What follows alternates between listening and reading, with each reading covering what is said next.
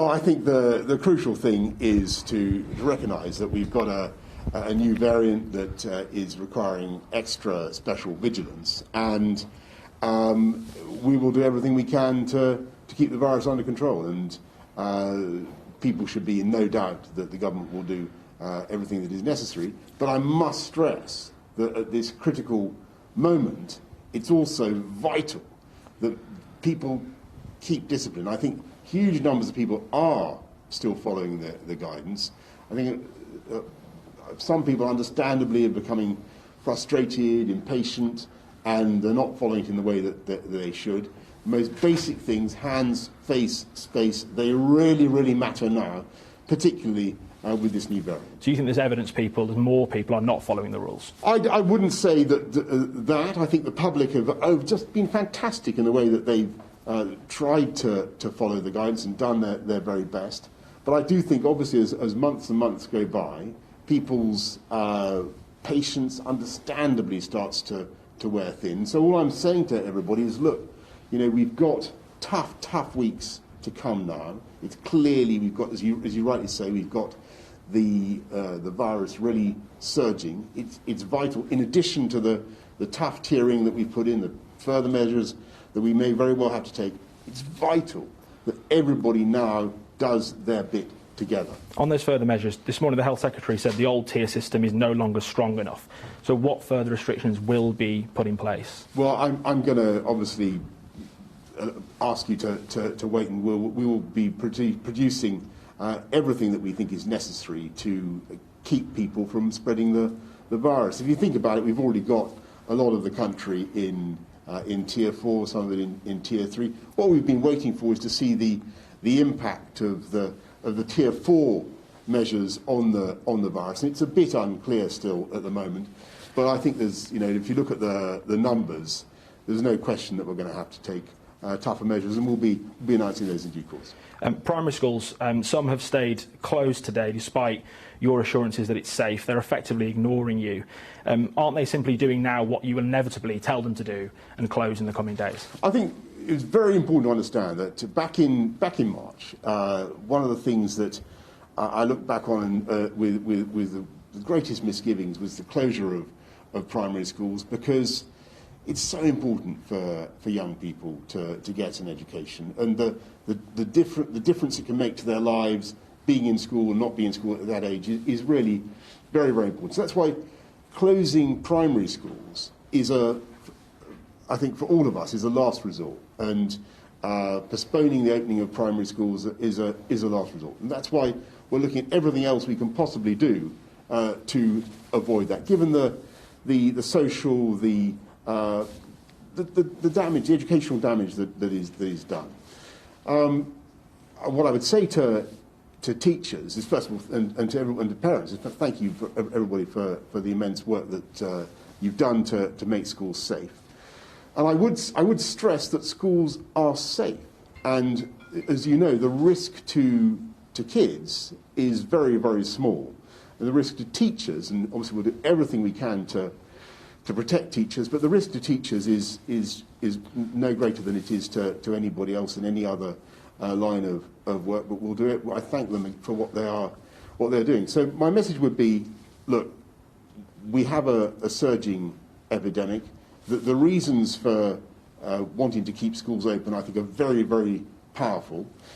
What you've got to look at is the extent of the epidemic in the areas where it's really surging, and whether, not because schools are unsafe, but whether you can actually do more to contain the epidemic by closing schools as well. But that's the issue. Is there a trust issue here, though? You're saying to them, look, it's safe. The government is saying stay open, and they are, in large numbers across the country, ignoring you and closing. So they don't trust you when you say it's safe. Well, I think that's not right. I think schools are safe, and huge numbers of schools have opened, and I thank them and for what they're doing. The issue is not the safety of the schools. It's very important to get this across. The issue is the extent to which the mingling of kids in schools, by putting lots of households together, causes the the epidemic to spread even faster. And alas, that's why in some parts of the country we've had to ask primary schools as well to postpone their return. And I don't want to do that, but it is necessary. And we will keep all measures under review. As it happens, it looks as though secondary schools probably play more of a role in the spread of the epidemic than primary schools. So we'll have to look very hard at what we do with secondary schools later in the month. And they could stay closed beyond January the 18th, do you think? But I do want to stress for everybody the efforts that we're making of course, as a government to try to keep primary schools open. I understand people's apprehensions, and I would just, I would say respectfully to them, I think it's wrong to say that schools are unsafe. Schools are safe.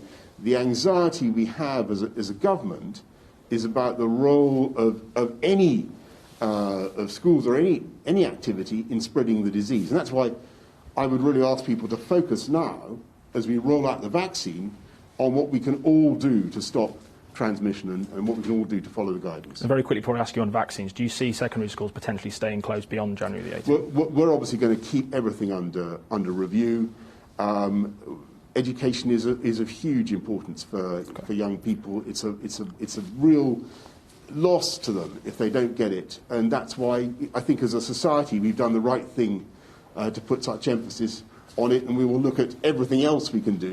And most of the country is already in Tier 4. We'll look at everything else we can do to contain the virus, but we will take the necessary decisions to protect public health. On vaccines, obviously we've waited nearly a year for this moment. We've planned for this moment for a year. So why does the NHS not immediately have the capacity to administer the 2 million doses a week that you're calling for? Well, that's completely untrue. We do have the capacity. The issue is to do with the supply of the vaccine, and there you've got it's not so much a manufacturing issue, though that is part of it. It's also that each batch needs to be properly approved and quality controlled, because this is it's fantastic news that we have a vaccine, and we've got 2 vaccines. We have several vaccines coming down the track, and I think it's been amazing that it's taken as little as a year to produce this. But you've got to make sure it's properly approved before it goes into people's arms, and that's what we're doing. People will be asking, where's the big grand plan to get this done? We're going beyond hospitals, getting the army involved, getting as many people as possible to get as many vaccines out as humanly possible. Where is that big grand plan, Prime Minister? Yeah, well, I'd be in no doubt there is a massive. This is the biggest vaccine rollout in the history of the country. I know that your viewers may be aware that this country has already done well over 1 million vaccines, more than the rest of Europe put together. So I don't think we're being slow by international comparisons, but there is a massive ramping up operation now going on. And you mentioned the army, you mentioned all sorts of volunteers. All that is going to be involved. But the what they call the rate limiting factor is now not supply of vaccine, though we want that to go faster. It's getting them properly tested, getting them to the NHS, and the rate limiting factor is not the ability to distribute the vaccine. It's not the shortage of staff to get it into people's arms. It's getting it properly tested and properly out there, and that will ramp up in the weeks ahead. But as I said yesterday, it's difficult to give exact numbers today, except that it will be tens of millions by the end of March. As soon as we have